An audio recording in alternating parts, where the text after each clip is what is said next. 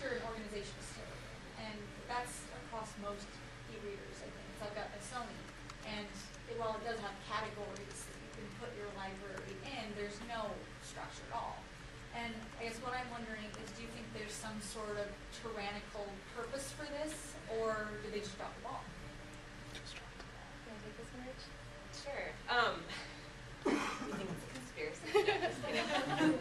But I mean, it was really surprising in looking at this, how ill-suited it did seem to be for academic purposes. Like, yeah, organization seems like something that is just obvious as far as if you're going to have 100 pieces of material on this device, of course you're going to need a way to sort through them.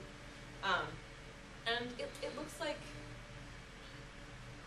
they did release the Kindle DX as an academic tool, but it doesn't appear that there are that many differences and improvements made from the previous device.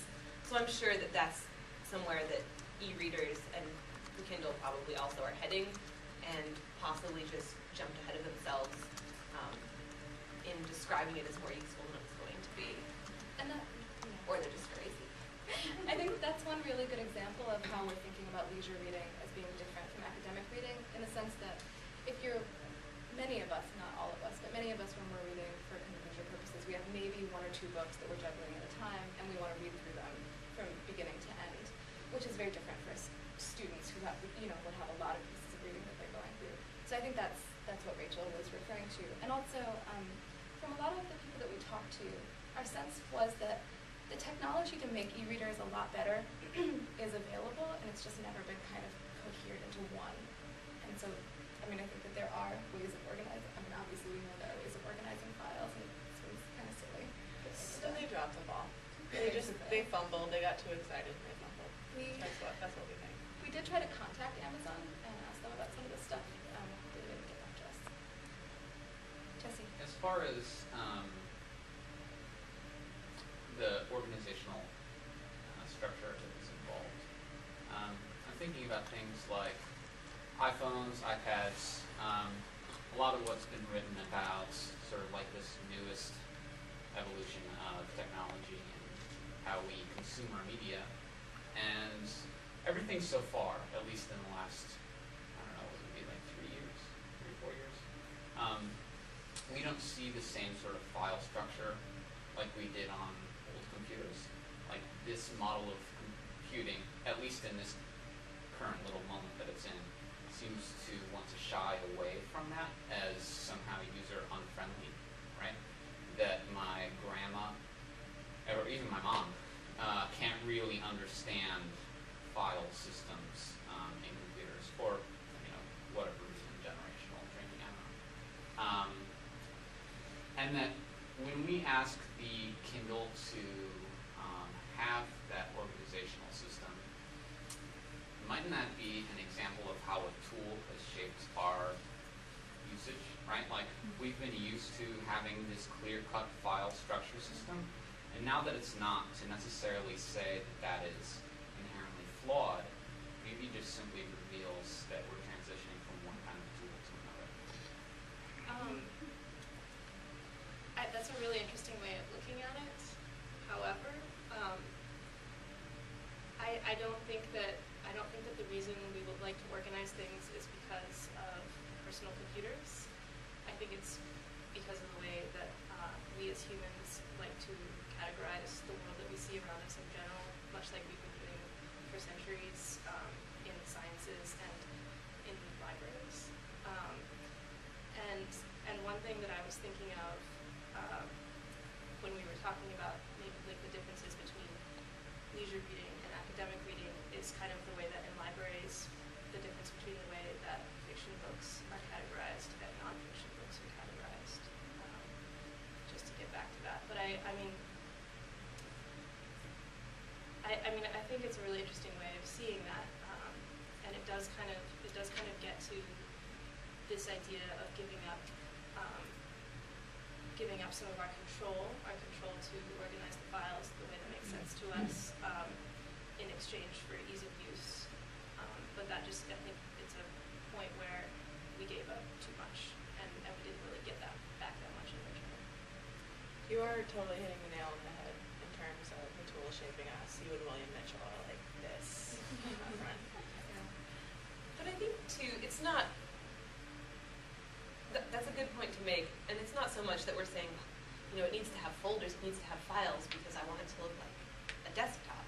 But the fact that, but more the lack of an organizational structure. So I'd be interested in hearing what these other approaches might have been, because however you decide that you want it organized, or however people end up organizing things, approaching something hierarchically or being able to break it down into fewer categories to start out with is easier than just a list of everything that you have. So there's a better way to do it. It might not only be folders, but there's something more. David? So I hear a little bit of a kind of call to arms here. You're kind of saying it doesn't have to be this way. There are better ways to do things. Amazon, the Kindle was kind of a failure.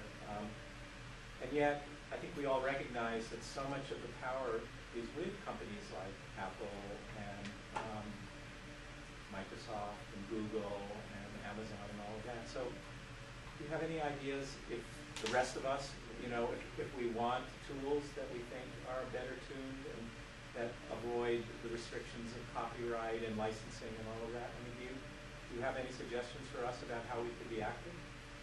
I think we were seeing this as kind of the first step, which is that when we started learning about the pilot programs that were going on at CSE, we were just really surprised by all of it. And originally, we got interested in this idea because my mom, who teaches at a community college, was really frustrated that her students were able to only buy some of the textbooks that they needed electronically, and that those texts expired and had all these controls on them, like they couldn't print out all but, you know, they could only do like 10% of the book and only at this time. I mean, it seemed like all these crazy regulations. So that's how we first started thinking about it. And then when we heard that the trial was going on, we wondered if the Kindle was going to have those kinds of restrictions. And so from our point of view, the first step is just talking about the fact that these things exist, because part of what's so powerful about these systems is that they look so seamless, or they don't look like anything at all. You know, we just interact with these tools and we think that that's the way that they have to be, because that's the way they are when they're in front of us. So, informing, I think, is the first step. Rachel? Well, and even with things like PDFs, and there are other formats like EPUB, which the UW actually sent out an email, one of their technology emails this week about how you can make your own ebook in the format. But I think is an example of where people have wanted more flexibility and more control over what they're able to access and how they're able to access it, and the companies have responded because people talk with their money also. I think right now, you know, part of what we talked about in the beginning of the presentation is people are willing to give up a lot for it to be easy. And right now there's not a device that gives you the malleability with reasonable copyright and use while looking pretty and being light, and you can carry it around the bus and look like you belong on the cover of Wired.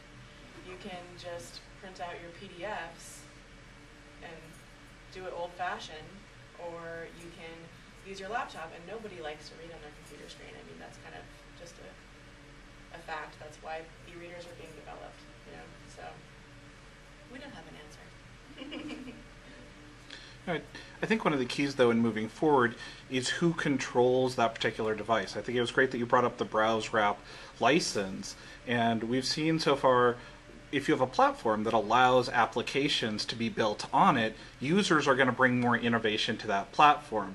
Now, do we need a central government like Apple sitting there approving each individual app, or should every individual student be able to submit and put out those apps themselves? I'm rather questionable over the value of tethering if it means stopping students from being innovative in creating their own apps. I would like to see something more like the open source Droid type model that Google has pushed in allowing anyone to create their own apps. But I'm confident